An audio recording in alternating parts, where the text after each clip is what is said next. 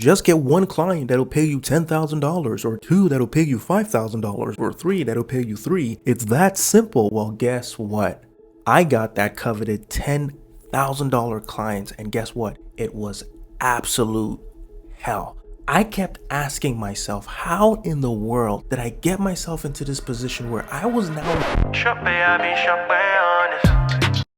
in this world of business, especially online business? Everybody wants those high ticket clients. You know, the one or two clients that'll easily put you into the 5, 6 figure a month bracket, like 10K plus. And so many of these gurus online will tell you things like, yeah, just find them, close them, and then just outsource the fulfillment. You don't even have to do the work yourself. Hire it out and let somebody else do the work. Well, let me tell you a story. When I first started my email marketing agency, I did this exact thing. Well, technically, I tried to do this exact thing. Even though I knew how to do the fulfillment myself, to be honest, looking back now, I wasn't as good as I thought I was, but even more so, I was determined not to do any of the work at all. So initially, I partnered with this guy, an American, by the way, who was supposed to white label it for me, which basically means that he would do all of the work on the back end and then just slap my name and my logo on it, and we would split the money. Seemed great, right? He didn't have to find clients, I didn't have to do the work. Win-win, right? Well, this model of white labeling is more common than you might think. It's actually how a lot of the major companies in the world do business. And so when you think of major corporations like, say, Costco, and you think of the Kirkland brand, they're not manufacturing all of those things themselves. When you think of like a fashion mega house like LVMH, a lot of them, they're not manufacturing those things themselves, but they partner with companies called contract manufacturers who make the product and then slap their logos on it. In fact, what's really crazy is that some contract manufacturers will actually make the same product for multiple brands, sometimes competitors, within the same factory. And so white labeling is not uncommon, and it's actually not wrong. But in my situation, it didn't work out. So what happened? When I first started, a good friend of mine referred a potential client to me who I ended up signing for $10,000. Yes, I got one client to pay me $10,000. I remember when that invoice cleared, it was like, whoa, it was a whoa moment for me. I was like, this actually happens. Like, people actually do this. People pay this much for this kind of service. It really broke some beliefs in my head about just how much people make and how much you can make in business and just what people are able to afford for different products and services. And so I thought I was set. The invoice was paid in full. My guy was ready to go ahead with the fulfillment, and so I sent him his portion as well in full. And then over time, the work I was supposed to deliver to the client started rolling in. And when I tell you I was shocked and appalled, in fact, I was flabbergasted. As my African said, I was flabbergasted at just how poor the quality of work was. I can't even begin to describe it to you. I'm talking typos, grammatical errors, clunky copy, ugly design, delays in delivery, just all around sloppy work. It was so bad and took so long going back and forth with the clients that eventually, after some time, I had to step up and do the work all over again myself. The work that I had already paid my partner to do in full, I had to step up and do it by myself for the sake of my own name and integrity. Eventually, after doing the work and bringing it up to my specifications and the client specifications, the client eventually felt as though that our relationship had come to a natural end, and so he decided not to renew or go any further. And so what I believe could have been a long-term relationship, a long-term working relationship, was unfortunately cut short. And even though I did resolve a lot of the issues in the end and did bring it up to spec, I really do believe that he canceled because a lot of trust was lost during those initial few weeks where we delivered less than stellar service, where we delivered subpar work. And so as I was offboarding him, as he was getting ready to leave, I asked for feedback. I sent him an exit survey, trying to figure out what we did well and what we didn't do well. And this is what he said to me. I'm going to put his feedback on the screen, and I want you to pause it and read it. Yo, when a client stops responding to you, you have lost them, and it is nearly impossible to get them back. And so listen, when I tell you that this piece of feedback was so gut-wrenching, and yet at the same time also really encouraging, I can't even begin to fully explain it. See, I was heartbroken at the fact that I had wasted so much of this guy's time, but I was also encouraged that he noticed and recognized my willingness to step up, take control, and work until it was resolved and work to actually deliver that on which I promised. So, how did I get myself into this position in the first place? When I say I didn't have the right partner, it sounds like I'm just shifting the blame and blaming him, but to be honest, I take a lot of that blame as well. This whole experience taught me a lot of different things. So here are just 4 of those lessons that I pulled from this experience that I will never forget. Number 1, you gotta get your hands dirty. When you first start out, you cannot and should not just hire out or delegate until you know at least how to do the fulfillment yourself beyond just a beginner level. And I will go to war and fight with any guru who tells you otherwise. I don't care what anybody says. You gotta get your hands in the mud. Remember what my ex-client said. He said this. The first meeting was missing instructions on how we would work together. For example, what the meeting cadence would be, where documents would be kept, what communication channels would be used, who would be responsible for what would the project management cadence be, and so on. That's how much of a novice I was. I didn't know anything about a centralized project management system. I didn't have systems or processes for QA, quality assurance. I didn't vet my partner well enough to know if he had these things in place that even I didn't have in place. I didn't understand the psychology and expectations of a client of this tier. Listen, a 1K client, 5K client, and 10K client are not the same. They do not think the same way. They do not operate the same way. And I had no knowledge of this. All of these things I didn't know and I didn't have in place. And I didn't vet my partner to see if he knew them or to see if he had them in place. Why? Because I didn't even know that I didn't know those things. I didn't know what I didn't know. Now remember that I was actually fortunate enough to actually know how to do the fulfillment. I just didn't want to do it. But in the end, because I had the skills, I was actually able to step in and get the job done still, even though a lot of damage had already been done. What about you? If you want to start an agency or a company or some sort of service-based business and you just want to go straight to outsourcing without any knowledge of how to actually do the thing, what are you going to do? What do you think is going to happen? If you don't know how to fulfill, how will you know what fulfillment looks like, let alone good or great fulfillment? For example, with email marketing, which is what my agency does, what constitutes good results? A 20% open rate or a 50% open rate? A 2% click-through rate? Or 5% click-through rate? What if I told you it all depends on what you're trying to achieve with that specific campaign or flow? How will you know what is good and what is bad beyond just going on Fiverr and picking the person with the prettiest profile or Upwork, whatever platform you want to use? How will you know? How will you know how to actually interview them and check for their competence? You won't. You will simply be at their mercy because you won't even know what kinds of questions to ask. Listen, the rule to delivering on excellence for clients and customers is this: know enough to be dangerous. You have to know enough to be able to know who's actually competent, who's actually skilled at the thing. Only then can you then go and find people who know more about that thing than you do and thus can take it further than you can. But you have to know something first beyond even just a beginner level to be able to know who these people are. Why do you think people like Bill Gates or Steve Jobs or Mark Zuckerberg or Sam Altman, why do you think they all started as coders and builders and programmers first? We know them now as these titans of industry, but they started doing the thing first. Because the greatest and most successful leaders know the product really well. They grew and then eventually hired other people to take it further. But you have to start by doing it. You cannot skip steps. And that's the mistake many of you guys are making. It's the mistake that I initially made when I first started, trying to go from little or no experience straight away to being a boss. I wasn't ready yet because I hadn't put in the reps yet. So start by learning and doing the thing. That will give you knowledge and confidence when speaking to potential clients and hiring potential workers. You don't know what you don't know.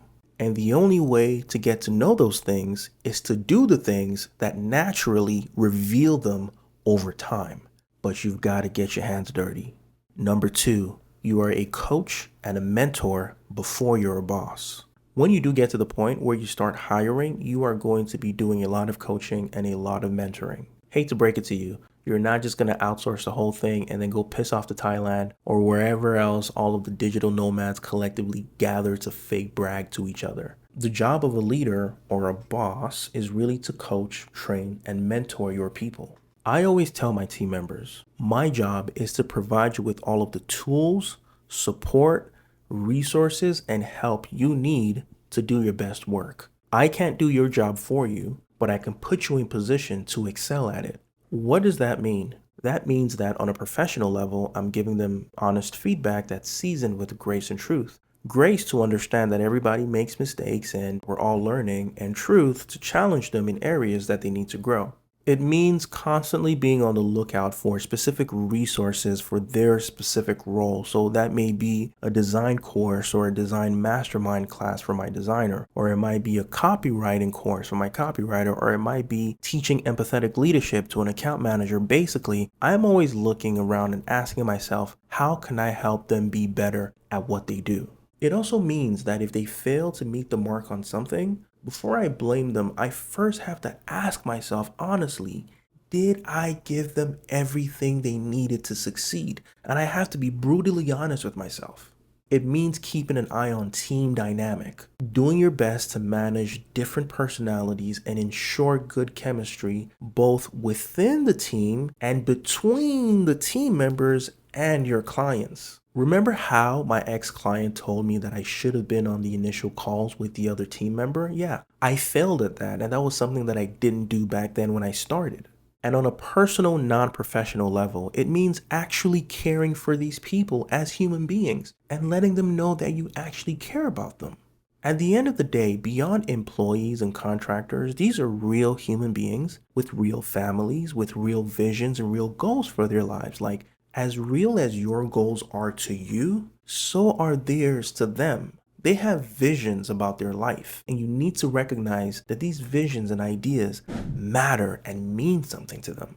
And so, yeah, you got to actually care about them as people, and they have to know that. And doing all this, I know it can sound tough and can sound like a lot of work. It is a lot of work, but you can definitely build systems to ensure that this is happening, and I highly recommend that you do. But the main point is this: running a successful company requires a strong culture of coaching and mentorship. And that takes time to build. And I can say that because that is exactly where I am right now in my agency.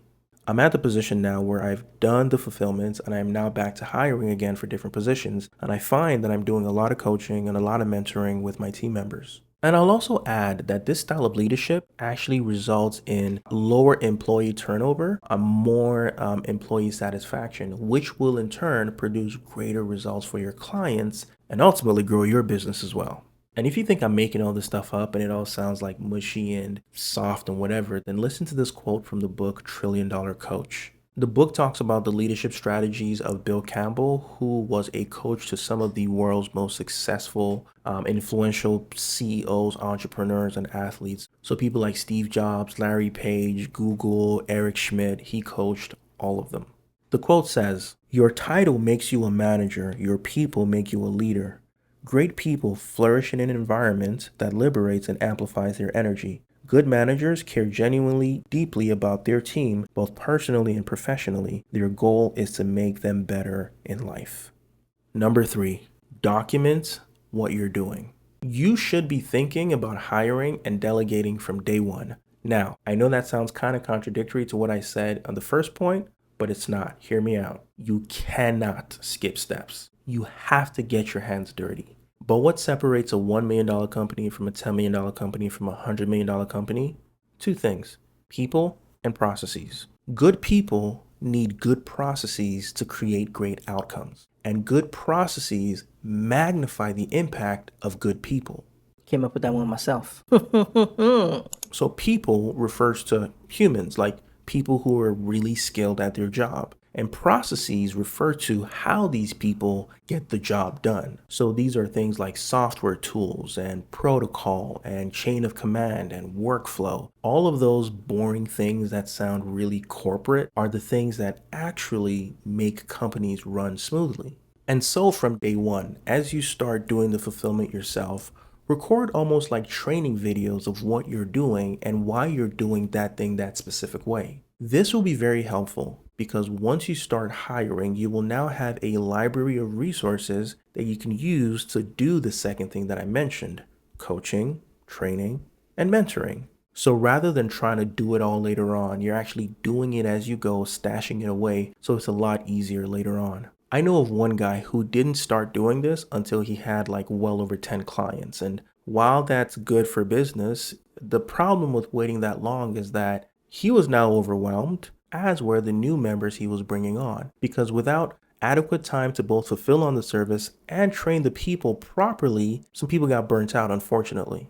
So from the very beginning, document everything that you're doing and start building out what we call SOPs, standard operating procedures, which is just a technical term for how you do the things that you do.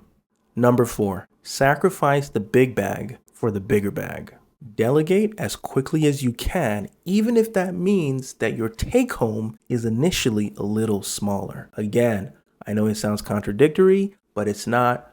Follow me. In my agency, I ran the numbers, and I realized that if I continued to try to do all of the work by myself, the value of my time would actually equate to something around $25 an hour, and I couldn't scale beyond just a handful of clients. But if I started hiring and delegating, even when I had as little as like 2 or 3 clients, even though my initial take home might be a little less, what would actually happen is that I would, number 1, exponentially increase my company's ability to take on new clients, quicken our executional efficiency. Basically, that means we could do more faster, free up my time to find new clients and build new and better systems, increase my take home by the time I got just one more client, give peace of mind because neither me nor my team were overwhelmed. So you want to hire and delegate as quickly as you can, but not too quickly.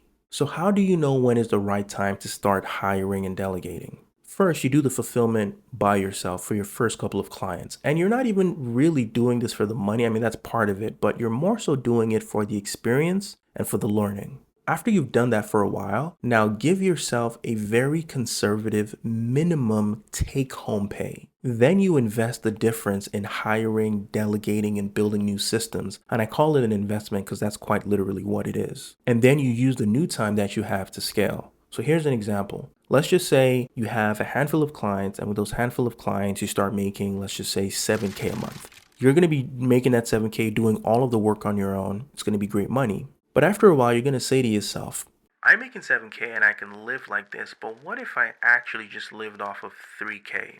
Temporarily. So that means now you're going to give yourself 3K take home. The 4K, you are now going to invest in hiring, in delegating, and in building new systems, which means that in the short term, your take home is going to go from 7 to 3. But here's the miracle of what happens. Once you now bring in new team members, as soon as you sign another one client, guess what? Your overhead doesn't go any higher because you've built a team in such a way that you can take on more work. So let's just say you sign a new client at like 3K or 2K or whatever the amount is. Almost all of that becomes your take home because you've built a system. So as quickly as your next clients, one more client, your pay now goes back to almost what it was before, if not past that, and then you're able to sign another client. And so what happens is that in the short term, you take a little bit of a cut, but in like the medium to long term, it's almost as quickly as one client, you're right back to where you were before. And you can make even more now because you can use that time to find new clients and your pay keeps increasing until you now have to do more hiring in order to meet the increased demand.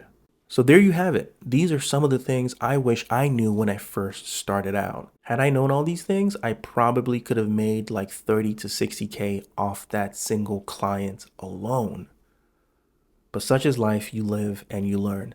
And I'm passing this on to you now so you don't make the same mistake I did. This is the real of running a high revenue business that a lot of these internet gurus are not going to tell you. It's not as simple as just closing a client and outsourcing everything to the Philippines. This is what they won't tell you. Number 1, you got to get your hands dirty. Number 2, you're a coach and a mentor before you're a boss. Number 3, document everything as you go. And number 4, sacrifice the big bag for the bigger bag. If you don't know who I am, my name is Shope. I'm an Afrofusion recording artist and an entrepreneur. So I make music and I have a couple of businesses that thankfully allow me to control my time, control my income, and build the kind of life that I want for my family and myself. And if you like these insights and you want them ahead of everybody else, then be sure to join my Artist CEO newsletter. The link for that is in the description. Please, you know what to do. Do all of the things. Like, comment, share this with a friend, share it in your group chat, send it to your ex, send it to your enemies, send it to your haters, send it to everybody. And of course, make sure you subscribe and hit the bell notification. So now check out this playlist for some great music and this playlist for some additional great insights. I'll see you next time. Peace. I'll admit it. Yeah, I get it. You be holding me down for a minute.